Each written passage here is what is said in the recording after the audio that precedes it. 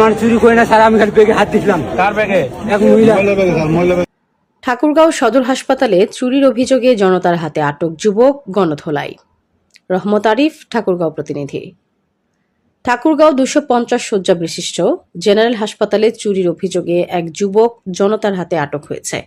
স্থানীয় সূত্রে জানা যায়, হাসপাতালে রোগীদের স্বজন ও দর্শনার্থীদের কাছ থেকে সুযোগ বুঝে টাকা ও মূল্যবান জিনিসপত্র চুরির ঘটনা দীর্ঘদিন ধরে ঘটছে বলে অভিযোগ রয়েছে। এরই ধারাবাহিকতায় আজ বৃহস্পতিবার এক ব্যক্তিকে চুরির অভিযোগে সন্দেহভাজন হিসেবে জনতা আটক করে। প্রত্যক্ষদর্শীদের দাবি, আটকের পর উত্তেজিত জনতা ওই ব্যক্তিকে গণধোলাই দেয়। পরে হাসপাতাল কর্তৃপক্ষ ও আইন শৃঙ্খলা রক্ষাকারী বাহিনীকে বিষয়টি জানানো হয়।